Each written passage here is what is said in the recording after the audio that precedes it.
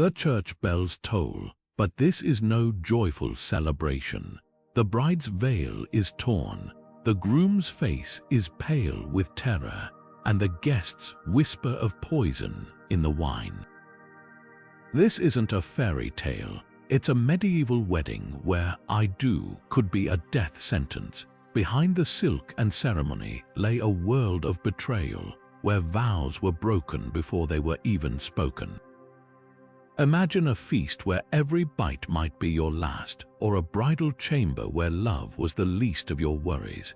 These weddings weren't about romance, they were battlegrounds. Families schemed, rivals plotted, and even the church played its own twisted games. From kidnapped brides to cursed rings, from bloody bedding ceremonies to grooms who vanished before dawn, the Middle Ages turned matrimony into a nightmare. So light a candle and lock your doors, because today we're uncovering the darkest secrets of medieval weddings where the happiest day of your life could easily be your last. Now let's pull back the curtain on the real game behind these weddings. Forget love stories, medieval marriages were chess moves in a high-stakes battle for power. Picture this, a noble family with land but no title, desperate to climb the social ladder. Their solution: marry their daughter to a duke's son, trading her future for a foothold in the aristocracy. These unions were contracts written in blood and gold, where brides and grooms were little more than pawns. Take the infamous case of Elena of Aquitaine, married first to a king of France, then to a king of England, each alliance shifting the balance of power in Europe. Her heart didn't matter, her lands did, and she wasn't alone. Across the medieval world, daughters were bargaining chips, and sons were expected to wed for advantage, not affection. A rejected proposal could spark feuds lasting generations, like the Montagues and Capulets, but with real daggers drawn at the altar. Even children weren't spared. Betrothals were signed when nobles were still in their cradles, like the doomed marriage pact between Richard II of England and a French princess, a political bandage over the wounds of war that ripped apart the moment it became inconvenient. And when one family felt cheated, the backlash was brutal. Imagine a groom's uncle storming the wedding feast because the bride's dowry wasn't enough, or a bride's father hiring mercenaries to reclaim her after the marriage failed to deliver promised titles. This wasn't just pageantry, it was cold, calculated strategy. A well-placed marriage could secure borders, topple rivals, or even crown a new dynasty. But when the vows were just velvet-covered threats, resentment festered. Many of history's bloodiest betrayals began with a wedding ring, which brings us to the next horror: the brides who never had a choice at all. But the nightmare didn't stop at political scheming. For countless brides, the path to the altar wasn't just unpleasant, it was outright terrifying. Imagine being ripped from your home, dragged to a stranger's castle, and told your life now belonged to a man you'd never met. This wasn't rare, it was routine. Kidnapping brides was shockingly common, especially among nobility, where a stolen marriage could mean stolen land or titles. Take the brutal case of Joan of Kent, just 12 years old when she was abducted by a knight determined to force her into marriage. Her family fought back, but the law often turned a blind eye. Why? Because medieval society saw women as property, first their fathers, then their husbands. Consent was a luxury, not a right. Even royalty wasn't safe. Look at Isabel of Cambridge, kidnapped at 17 by a rival family who married her off to their son in a sham ceremony, all to claim her inheritance. And the church, they often enabled this horror. Abductors could dodge punishment by hastily marrying their victims, twisting sacred vows into tools of coercion. Some brides resisted, like Marjorie Paston, who famously wrote desperate letters begging her brother to save her from a forced union. Others had no one to hear their screams.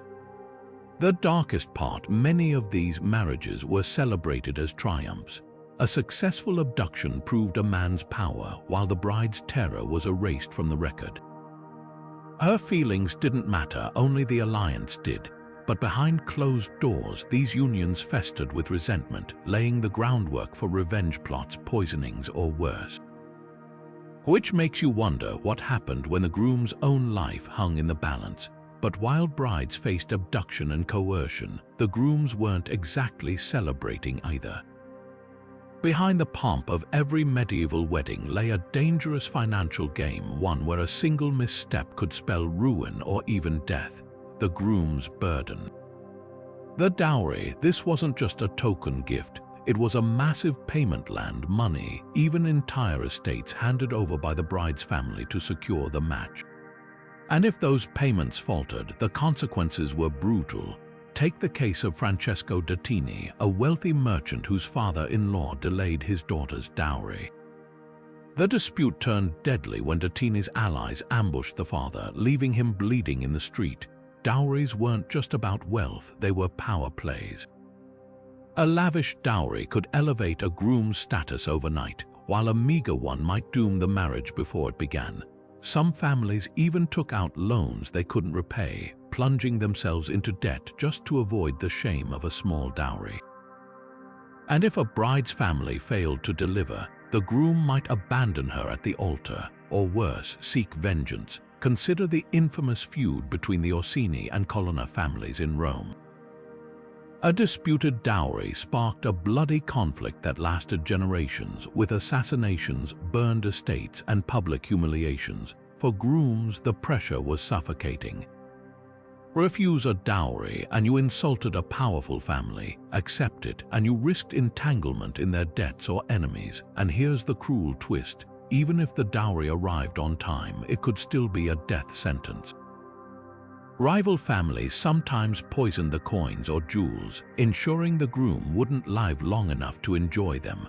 Others hid curses in the dowry chests, whispering that misfortune would follow the couple forever. So while brides endured kidnappings, grooms walked a financial tightrope where gold could be as deadly as a dagger. And when those debts came due, let's just say the wedding feast wasn't the only thing that turned bloody. But if you thought dowries were the only deadly gamble at medieval weddings, think again. The feast itself was a battlefield in disguise. Imagine this. The tables groan under roasted meats and spiced wines. Laughter fills the air, but beneath the celebration, danger simmers. Poison was the weapon of choice for those who wanted revenge without drawing a sword. A single tainted cup could end a rival's bloodline before the marriage was even consummated. Take the infamous case of Beatrice of Castile. In 1321, her wedding feast turned to horror when her new husband, King Alfonso IV of Portugal, collapsed after drinking from a ceremonial goblet. The culprit, his own half-brother, who'd laced the wine with arsenic to seize the throne. Alfonso survived, but the betrayal sparked a civil war that tore Portugal apart for years. And it wasn't just royalty at risk. Even minor nobles played this lethal game. In 1489, the wedding of Count von Orlemund ended in carnage when a rival family slipped monkshood into the stew. 30 guests died writhing in agony, while the bride's father laughed until he realized his own son had eaten the poisoned dish. The methods were as creative as they were cruel. Some used inheritance powder, arsenic disguised as sugar, to sweeten desserts. Others soaked napkins in toxic oils, knowing guests would wipe their mouths. Even the salt cellar wasn't safe. One vengeful sister-in-law famously mixed ground glass with salt, ensuring her brother's new bride would bleed internally with every bite. But here's the darkest twist. Sometimes the poison wasn't meant to kill, just to sterilize. A childless marriage meant inheritances could be redirected or alliances dissolved.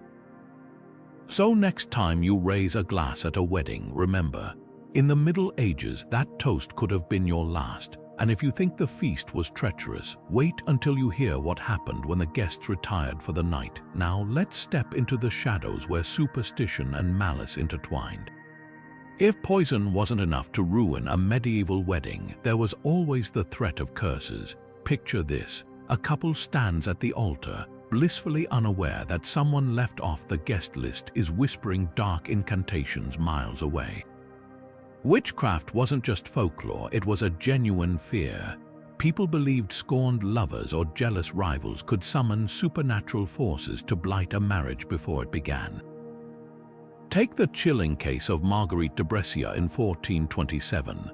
Her wedding to a wealthy merchant was plagued by unexplained disasters.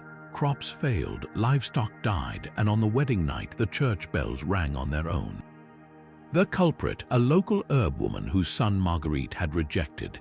The townsfolk swore they'd seen her burying cursed charms along the procession route. Though no proof was found, the marriage dissolved within a year, with the groom claiming an unholy influence had made his bride barren. Then there were the bridal hexes, specific spells meant to target weddings. Some involved burying knotted cords near the church, symbolizing the tying and choking of the couple's future. Others required stolen wedding garments to be burned with graveyard dirt. The most feared, the mirror curse, where a witch would smash a glass during the ceremony, dooming the couple to 7 years of strife. Even royalty wasn't immune. When King James III of Scotland married Margaret of Denmark in 1469, a storm sank half his fleet escorting her, an event blamed on Norse sorcerers opposed to the alliance. For years after, court records show payments to witch-finders to purge the palace of hexes, but here's the twist: sometimes the curses were pure sabotage. A spurned suitor might pay a beggar to pretend to cast spells, knowing the terror alone could fracture the marriage. Other times, unexplained illnesses were just bad luck. Yet in an age where people believed a sneeze could invite demons, the fear of witchcraft was often more destructive than any spell. And if you think curses were the worst of it, just wait until you hear what happened when the wrong person showed up at the altar. But the shadows of witchcraft weren't the only danger lurking at medieval weddings. Sometimes the most explosive threats came from those who had once held the bride or groom's heart. Imagine a scorned lover watching their former beloved exchange vows with someone else. That kind of heartbreak could twist into something far darker. Take the infamous case of Sir Roland de Montfort in 1383. When his betrothed, Lady Isabel, abruptly married a wealthier lord, Roland didn't just seethe in silence. On the wedding day, he stormed into the feast with a band of armed men, overturning tables and declaring the marriage invalid, claiming Isabel had already pledged herself to him in secret. The brawl that followed left 3 dead, and the wedding dissolved into chaos. Then there were the subtler but no less vicious acts of revenge. In 1415, a German merchant's daughter named Elsbeth found her wedding gown mysteriously slashed to ribbons the morning of her ceremony. The culprit, her former suitor, a tailor's apprentice, who later confessed he'd rather see her humiliated than married to another. But jealousy could escalate beyond ruined dresses. In 1491, a French noblewoman named Jeanne de Clisson took revenge to brutal extremes. After her lover abandoned her to marry for political gain, Jeanne disguised herself as a musician in the wedding procession. When the groom leaned in to kiss his bride, she drew a dagger and stabbed him through the heart, then vanished into the crowd before anyone could react. Even royalty faced these explosive outbursts. When King Henry IV of England married Joan of Navarre in 1403, his former mistress, the Countess of Salisbury, publicly denounced the union during the ceremony, hurling accusations of witchcraft and bigamy. Though guards dragged her away, the scandal clung to the marriage for years. What made these acts so dangerous wasn't just the violence, it was the unpredictability. A jilted lover might lurk for months, waiting for the perfect moment to strike. Others acted in the heat of the moment, turning a celebration into a bloodbath. And in an era where honor was everything, these public humiliations could destroy reputations as surely as any curse. Yet for all the chaos they caused, these vengeful acts paled in comparison to the next wedding nightmare, where the bride herself wasn't who she claimed to be, but deception didn't always come with daggers or public outbursts. Some of the most cunning wedding nightmares unfolded in silence, with an imposter slipping into the bride's place. Picture this: a noble family desperate to secure a powerful alliance, only to discover too late that the woman at the altar wasn't who she seemed. One of the most brazen cases happened in 1426, when the wealthy Duke of Burgundy believed he was marrying the daughter of a neighboring lord. The bride, veiled and silent during the ceremony, was revealed days later to be a servant girl, paid by the real bride's family to take her place. Why? Because the actual daughter had already eloped with a knight, and her parents couldn't bear the scandal of cancelling the wedding. By the time the Duke uncovered the truth, the impostor had vanished, leaving him entangled in a legal battle that dragged on for years. Then there was the infamous Marguerite de Bressuire, a 15th-century French heiress whose wedding plans took a sinister turn. Her ambitious uncle, eager to control her fortune, arranged for her to marry his ally. But Marguerite had other ideas. On the eve of the ceremony, she fled, leaving her maid to impersonate her. The maid, terrified but loyal, played the role perfectly until the groom noticed her unfamiliar hands during the ring exchange. The uncle's scheme collapsed, but not before the real Marguerite was declared an outlaw for defying her family's wishes. Even royalty wasn't immune. In 1489, King James III of Scotland nearly married a woman he'd never met, a proxy bride sent by a foreign ally. Only when she arrived did his advisors realize she bore no resemblance to the portrait they'd been shown. The king, furious, called off the union, sparking a diplomatic crisis. What made these scams so terrifying was their simplicity. A swapped veil, a bribed servant, or a forged signature could alter the course of lives and dynasties. And while some impostors were coerced, others were willing participants, gambling for wealth or freedom. But whether driven by greed or desperation, their lies left shattered alliances in their wake. Yet the chaos didn't end at the altar. Some weddings hid even darker secrets, whispers of forbidden love that defied every vow. But behind the grand ceremonies and forced unions, love often found a way to defy expectations. Hidden romances flourished in the shadows of medieval weddings, where secret vows whispered in moonlit chapels carried more passion than any public spectacle. Take the story of Helena of Aquitaine, one of the most powerful women of the Middle Ages. Though married to King Louis VII of France, her heart belonged to Henry Plantagenet, the future King of England. Their clandestine meetings and letters sparked a scandal that eventually led to her annulment and a hasty remarriage to Henry just weeks later. The church condemned it, nobles seethed over it, but Helena's defiance reshaped the political map of Europe. Then there were the couples who took matters into their own hands. In 1382, a young Italian noblewoman named Isabella secretly married her lover, a lowborn artist, in a midnight ceremony performed by a bribed priest. When her family discovered the union, they dragged her back by force, but not before she declared, in front of witnesses, that her heart would never belong to another. Such rebellions rarely ended well, but they proved that even in an era of arranged matches, love could be a weapon. Some affairs turned deadly. The tragic tale of Pedro and Ini Circumflex in 14th century Portugal reads like a Shakespearean drama. Crown Prince Pedro was wed to a political bride, but his heart belonged to Ini Circumflex, a lady-in-waiting. They conducted their affair openly, even after his marriage, until his father ordered Ini Circumflex's murder. Pedro's revenge, he exhumed her corpse years later, crowned her as his rightful queen, and forced the court to kneel before her remains. Even among peasants, secret love thrived. Folk songs and court records tell of couples who exchanged vows in hidden forest clearings or barn lofts, dodging the watchful eyes of lords and priests. These unions carried no legal weight, but they held something far more dangerous: genuine devotion, the kind that could unravel carefully laid plans. And yet, the most scandalous secret of all wasn't the affairs themselves, but what came next. Because when the church caught wind of these hidden bonds, they didn't just punish the lovers, they turned betrayal into profit. But while secret lovers risked everything for passion, the church often turned their desperation into opportunity.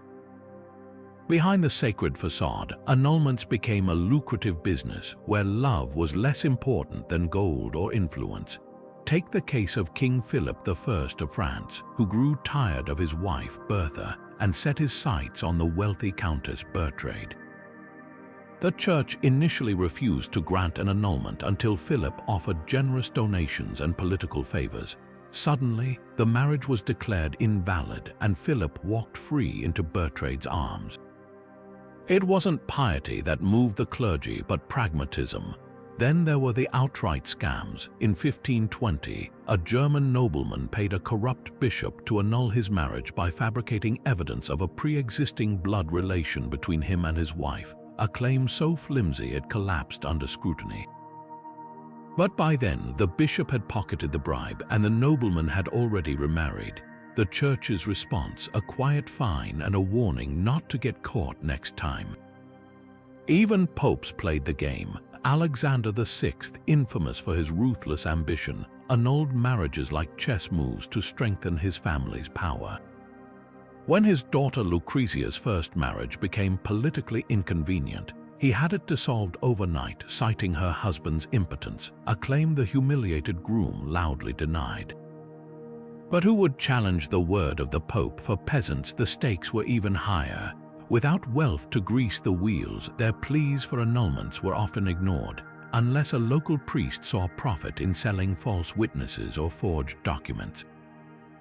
Records from 14th century England reveal cases where entire villages conspired to testify against a marriage for a share of the spoils, the darkest twist. Some clergy demanded more than money. Chronicles from Italy speak of bishops who granted annulments in exchange for favors, land, titles, or even the silence of those who knew too much. It wasn't just marriages being broken, but trust in the very institution meant to uphold them. And as the church's coffers grew, so did the whispers. Because when sacred vows could be undone with a bag of coins, no wedding was truly safe. But if you thought the church's meddling was the height of wedding horrors, wait until you hear about the bedding ceremony, a tradition so invasive it makes modern reality TV look tame.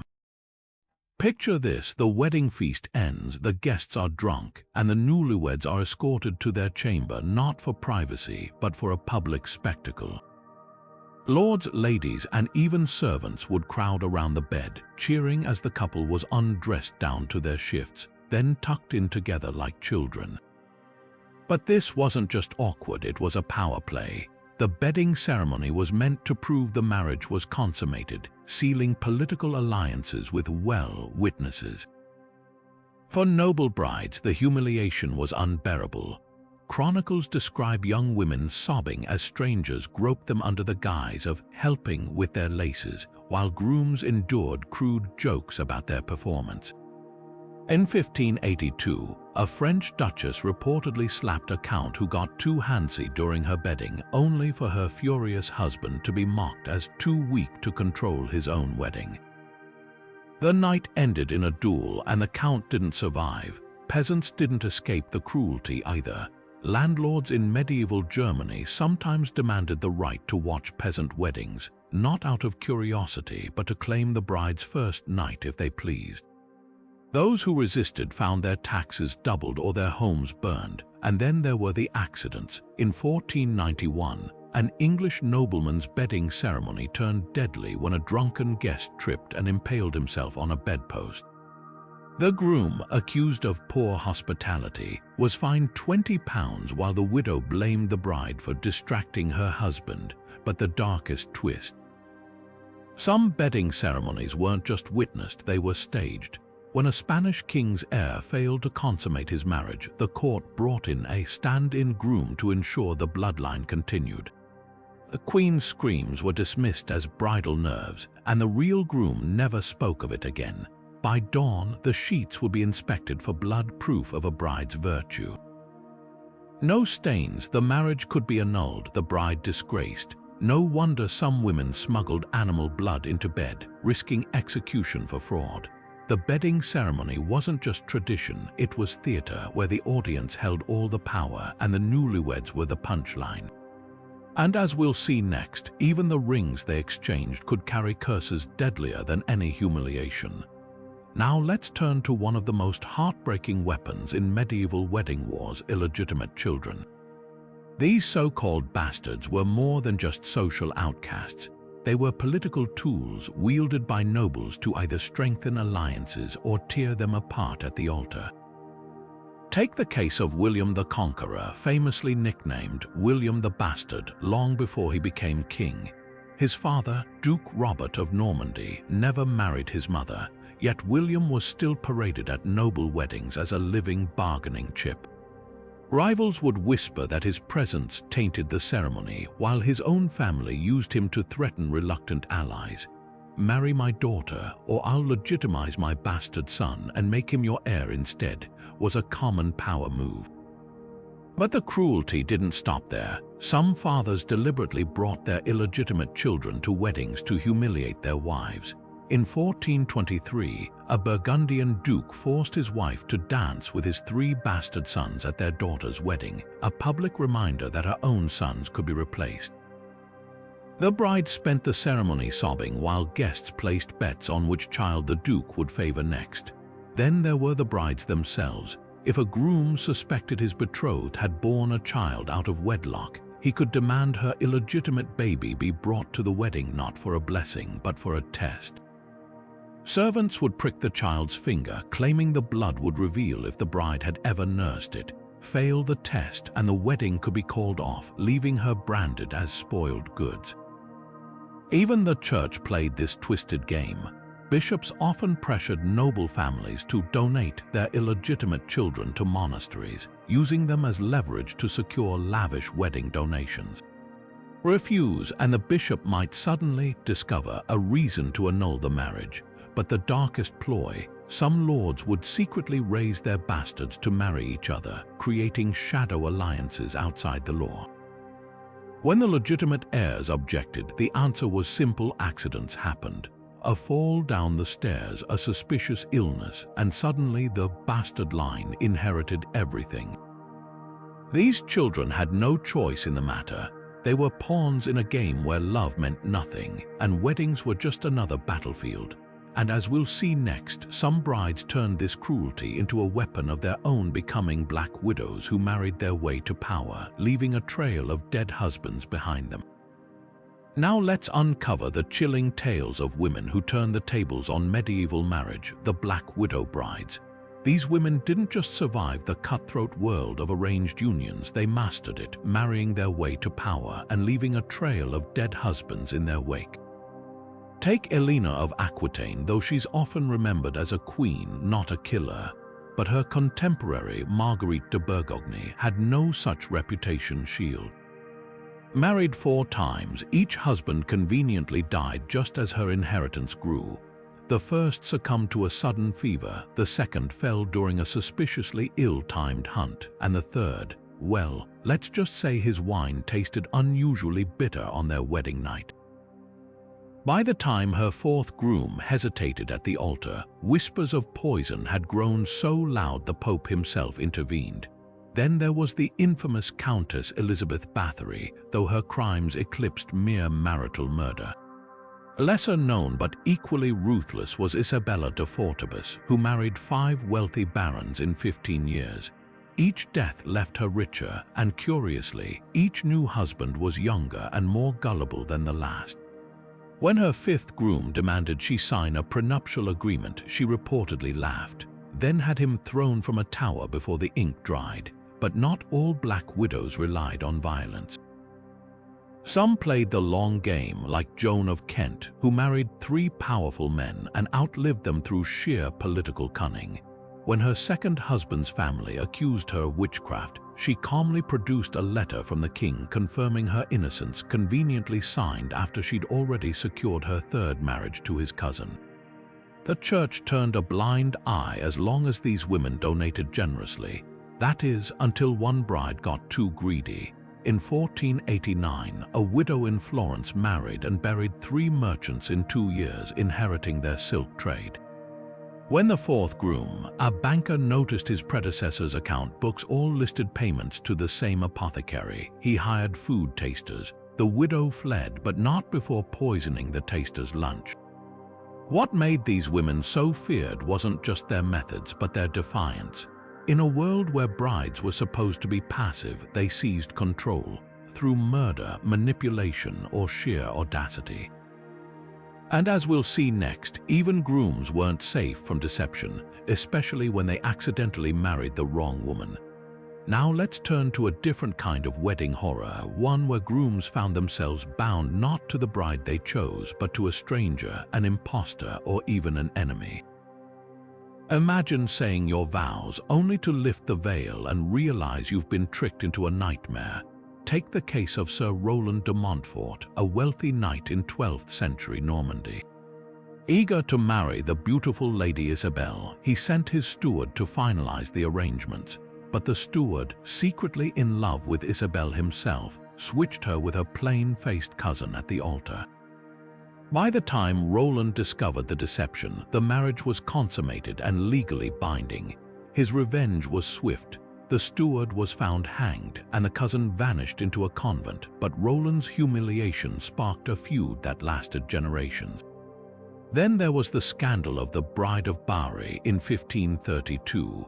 A wealthy Italian merchant, Antonio Lombardi, arranged to marry a nobleman's daughter by proxy common for long-distance unions. But when the bride arrived, Antonio realized she wasn't the woman from the portrait he'd been sent. The real daughter had eloped, and her family had sent a servant in her place. Enraged, Antonio demanded an annulment, but the bride's family refused, threatening war if he dishonored her.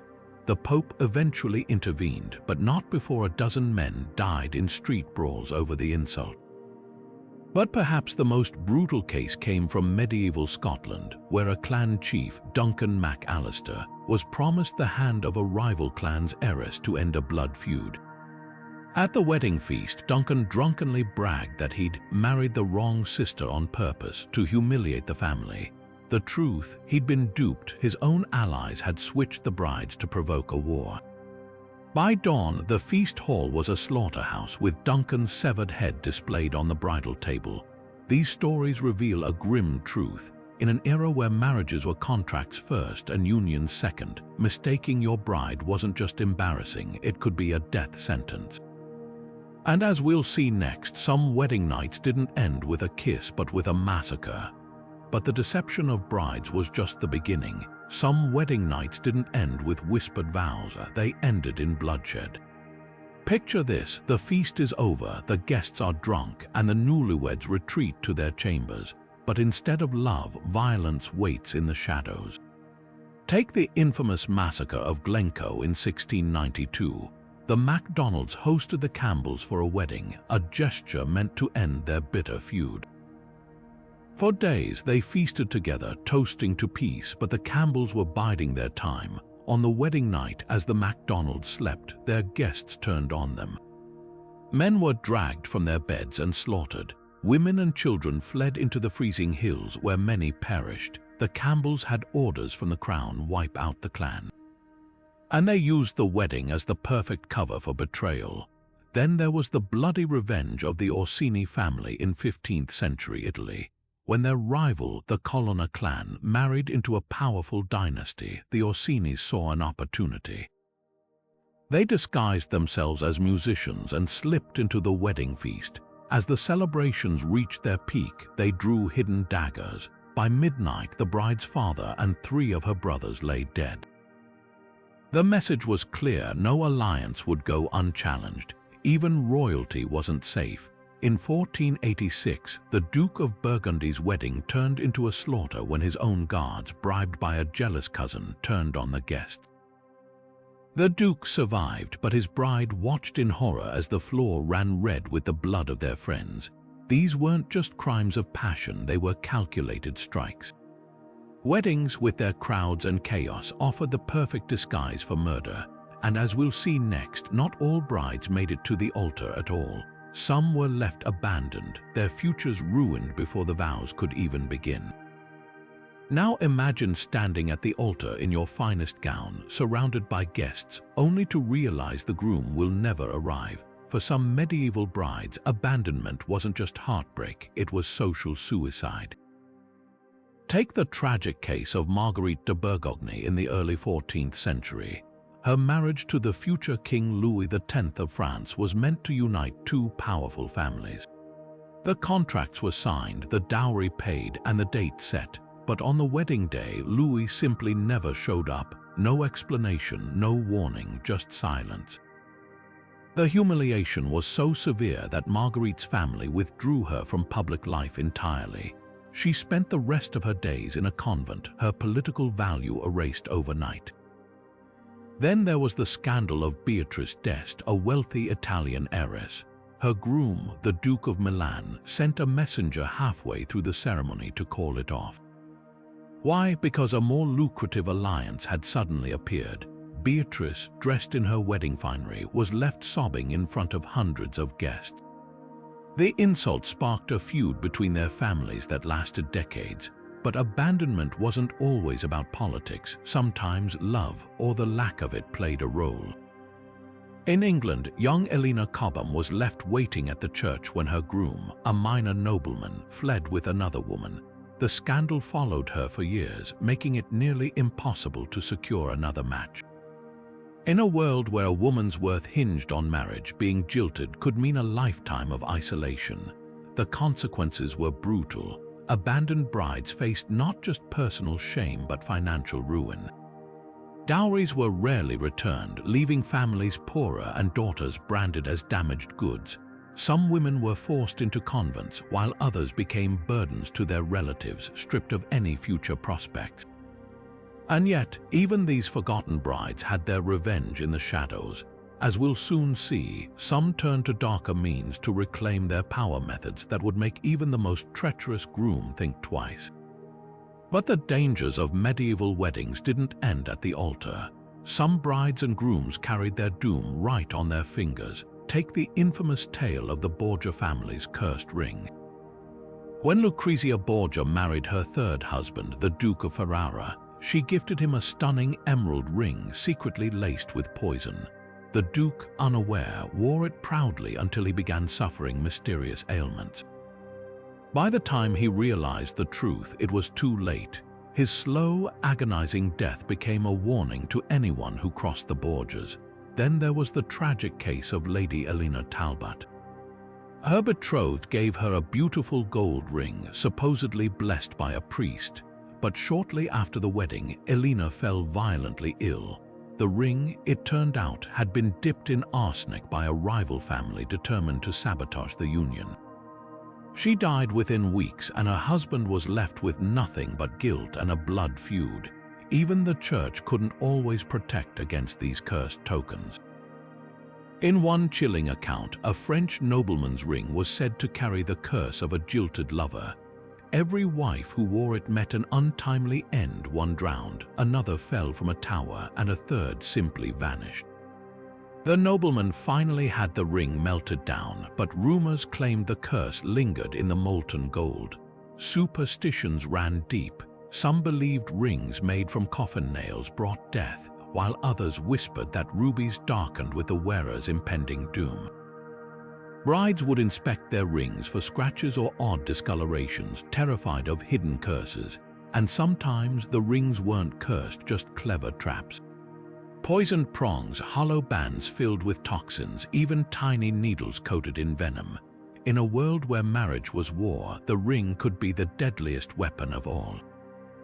But if you think these twisted tokens were the worst of it, just wait until you hear what happened when the wedding night turned into a battlefield. Now, let's pull back the curtain on the silent players in these medieval wedding dramas, the servants.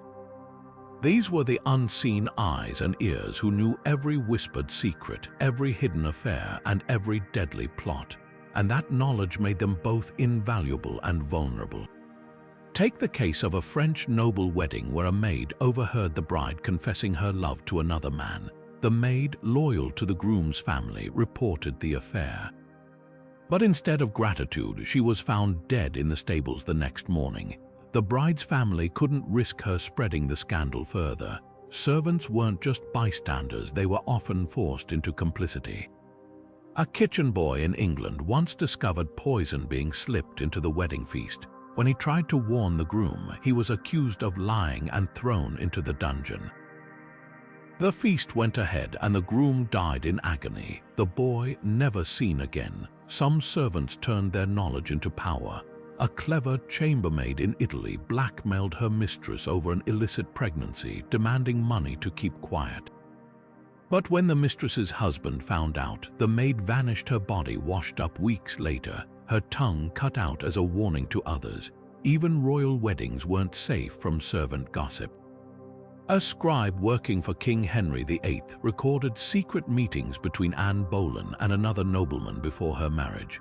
When the king learned of it, the scribe's hands were crushed to prevent him from ever writing again. The risks were high, but so were the temptations. A stable hand in Germany sold details of his lord's wedding night to a rival family, sparking a feud that lasted generations. He was rewarded with gold and a knife in the back before he could spend it. Servants lived in a world where silence meant survival, but sometimes the truth had a way of slipping out. And when it did, the consequences were deadly. But if you think the servants had it bad, just wait until you hear about the royal weddings that spiraled into outright chaos. Now let's step into the glittering yet treacherous world of royal weddings, where crowns and vows often hid the darkest betrayals. These weren't just ceremonies, they were powder kegs of power, passion, and peril. Take the infamous wedding of King Philip I of France to Bertha of Holland in the 11th century. The bride was already married to a man the king had exiled so he could steal her. The church turned a blind eye, but the people didn't. Riots erupted during the ceremony, and the marriage was later annulled, sparking a crisis that nearly toppled the throne. Then there was the disaster of King Henry IV of England's union with Joan of Navarre. Joan was accused of witchcraft after her stepson mysteriously died at their wedding feast. Rumors swirled that she'd poisoned him to secure her own son's inheritance. Though she was eventually cleared, the stain never faded, and she spent years imprisoned under suspicion. But perhaps no royal wedding spiraled into chaos faster than that of King Richard II to Isabella of Valois. She was just 6 years old, a child bride thrust into a political match. The ceremony was a farce, with the groom's enemies plotting rebellion even as vows were exchanged. Within months, Richard was overthrown and Isabella was sent back to France, her life shattered before she'd even grown up. Even love matches weren't safe. When King Edward IV secretly married Elizabeth Woodville, a widow with no royal blood, his nobles were furious.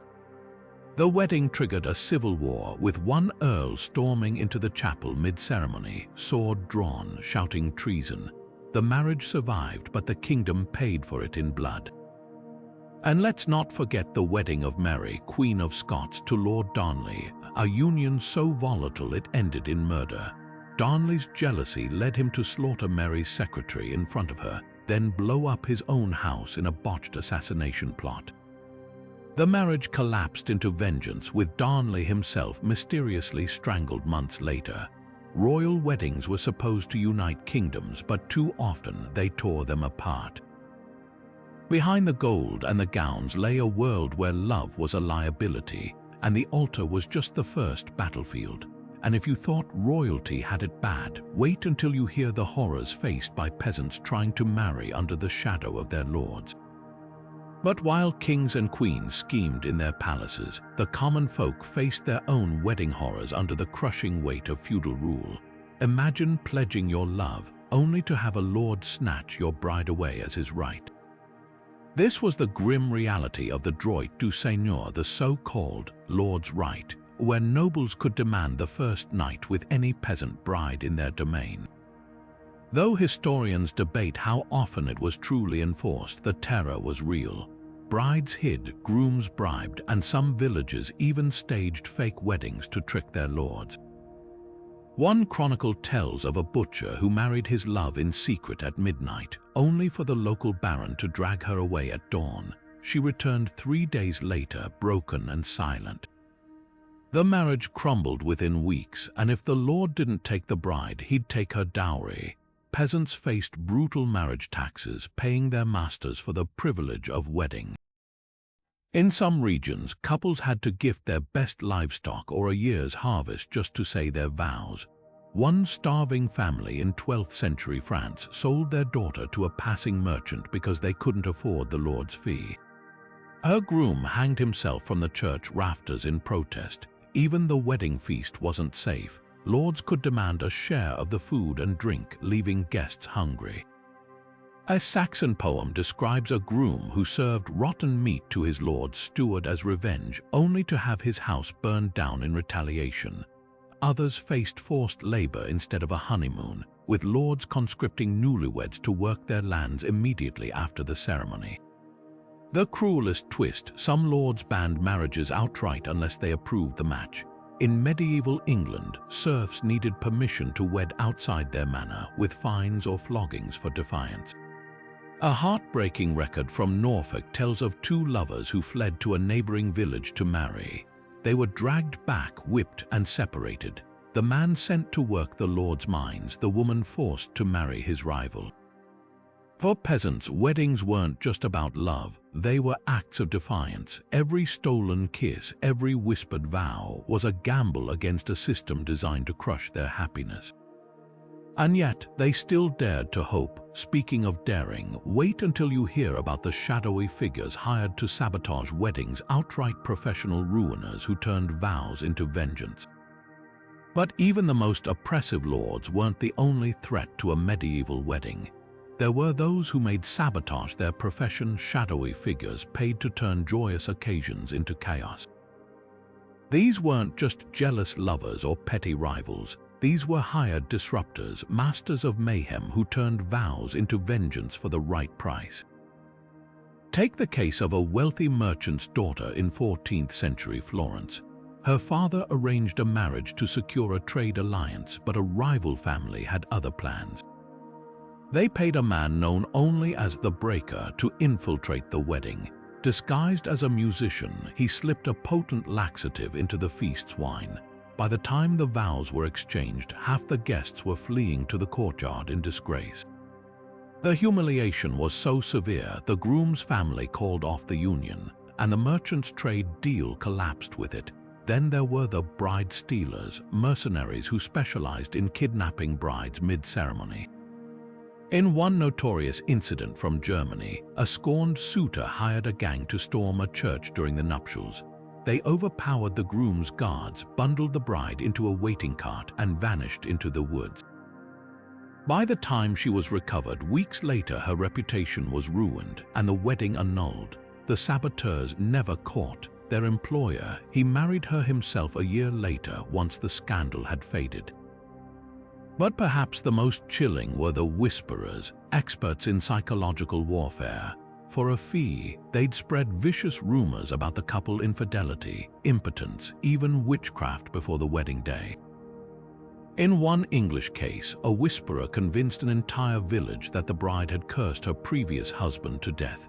The groom panicked and abandoned her at the altar. The whisperer's client, the bride's own sister, who wanted the groom for herself. These professionals didn't just exploit emotions, they weaponized tradition. Some bribed priests to discover forbidden blood ties between couples, forcing last-minute cancellations. Others staged elaborate omens, dead birds tossed onto the altar, or fake spectral brides wailing in the churchyard. One French saboteur even trained a parrot to screech "adulterer" during the vows, and the most ruthless tactic of all, the fake officiant. In medieval Spain, a disgraced cleric made a fortune impersonating priests at weddings. He'd perform the ceremony, then reveal it was invalid, leaving couples unwed but already consummated. The scandal was irreversible. By the time the real priest arrived, the damage was done. For every love story in the Middle Ages, there was someone waiting in the shadows to tear it apart for gold, for power, or simply for the pleasure of watching hope die. And if you think that's dark, just wait until you hear about the ghostly brides who haunted these ceremonies, their vengeful spirits crashing the party from beyond the grave. But the living weren't the only ones who could ruin a medieval wedding. Some ceremonies faced interference from beyond the grave, ghostly brides and spectral suitors who refused to let death end their claims. These weren't just campfire tales. Communities recorded these hauntings as fact, and the fear was so real it derailed marriages.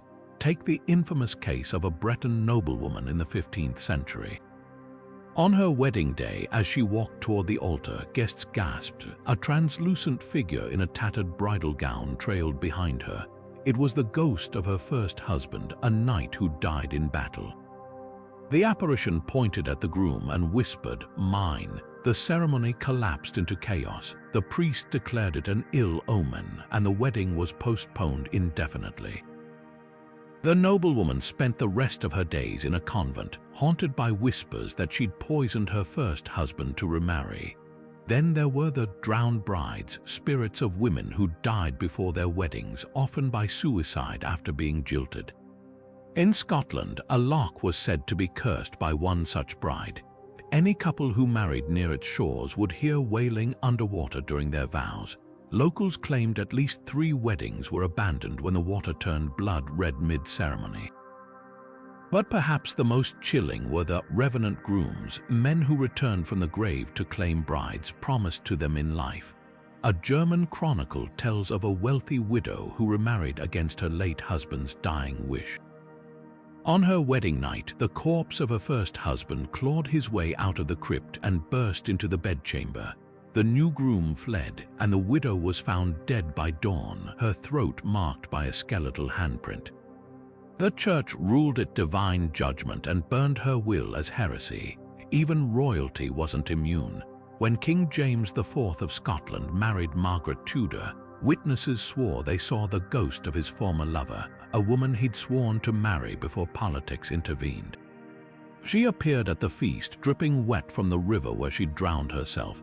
The king's face reportedly drained of color, and within a decade, he'd die in battle, with some claiming his ghostly bride had cursed him for his betrayal.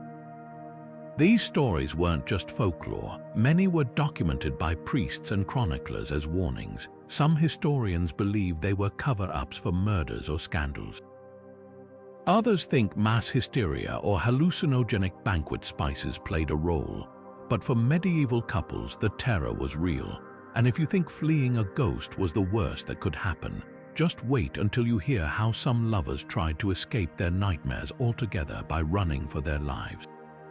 Not all medieval couples surrendered to their grim fates. Some dared to defy families, feuds, and even kings to escape arranged marriages, but freedom came at a deadly cost. Take the notorious case of Elena and Robert, 2 teenagers from rival French noble houses.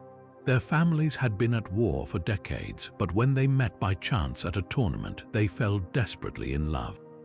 When Elena's father arranged her marriage to a wealthy baron twice her age, the couple hatched a plan. On the eve of the wedding, Elena slipped out wearing her maid's clothes, met Robert at the stables, and they rode for the border. They didn't make it. Elena's father sent armed riders after them. When captured, Robert was hanged from the castle gates as a warning to other would-be rebels. Elena was dragged back and forced to marry the baron, with her father's men standing guard at the bedchamber door to ensure the marriage was consummated. Peasants faced even crueler punishments. In England, a blacksmith's son and a weaver's daughter fled their village when her landlord claimed the right to her first night. They were hunted down like animals. The boy was gelded to prevent tainting other women with ideas of rebellion, while the girl was branded on the face and given to the landlord's stablemaster as a servant. Then there were the rare successes couples who outran their pursuers. A pair of German lovers escaped by faking their deaths. The groom, a minor noble, staged a hunting accident, leaving his blood-stained cloak in a wolf's den. His bride, a merchant's daughter, pretended to drown in a river. They reunited in secret, living as peasants in a distant town. It worked until the groom's uncle recognized him at a market 20 years later. The couple vanished again, this time for good. The church sometimes aided runaways if they could prove their love was pure. In one Italian case, a priest hid a noblewoman and her lowborn lover in a monastery cellar for 3 months until her family stopped searching. They married in secret, but the bride's brothers eventually found them. The priest was defrocked, the husband blinded, and the wife imprisoned in a nunnery. Even royalty couldn't always escape. Princess Isabella of England famously refused to marry the man her father chose, declaring she'd rather leap from the tower than share his bed. The king locked her in a cell until she relented. She survived the marriage but spent years bribing servants to slip poison into her husband's wine.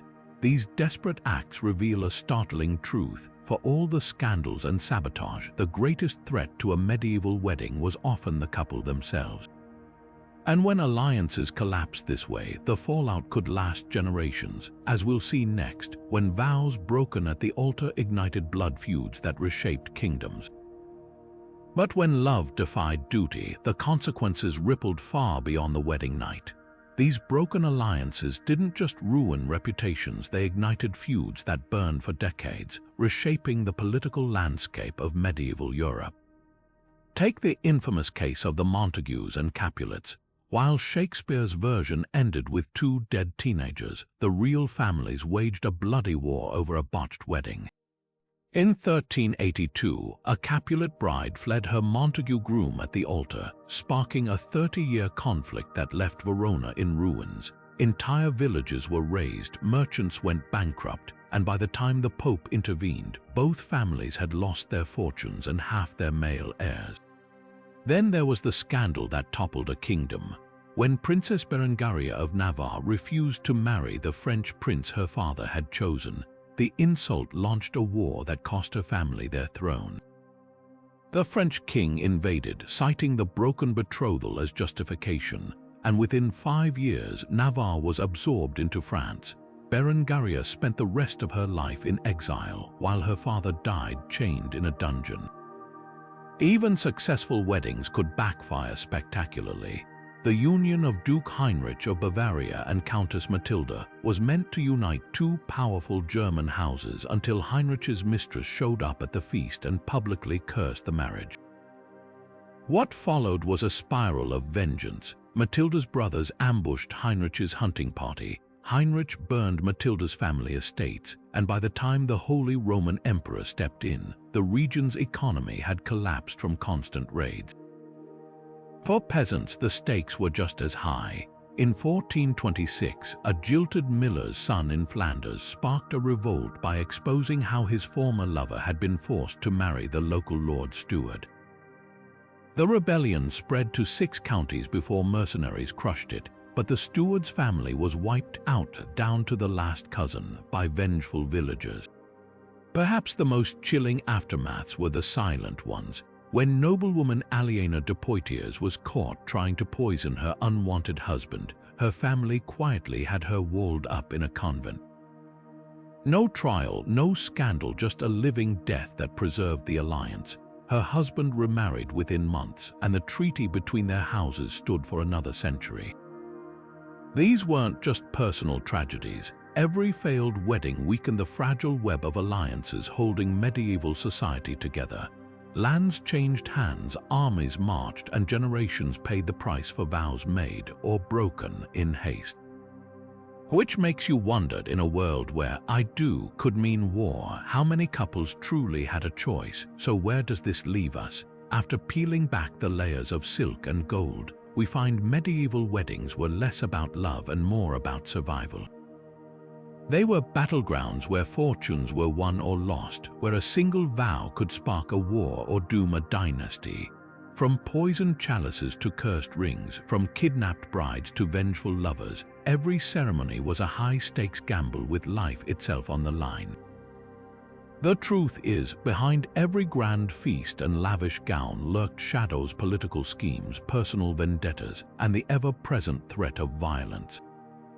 These weren't celebrations, they were power plays disguised as romance, where the happy couple often became pawns in someone else's game. Even the church, which should have been a sanctuary, sometimes twisted sacred vows into weapons. And yet there's something hauntingly human in these stories. the miller's son who started a rebellion for love, the runaway couples who risked everything to escape their fate. The silent brides who found ways to resist, even if it meant being walled up alive. Their defiance reminds us that even in the darkest times, people fought for agency over their own lives. So here's the question that lingers after all these tales of betrayal and bloodshed. Would you dare to say "I do" in the Middle Ages? Could you walk down that aisle knowing it might be your last free act? Let us know in the comments. Would you risk it all for love or play the game to survive?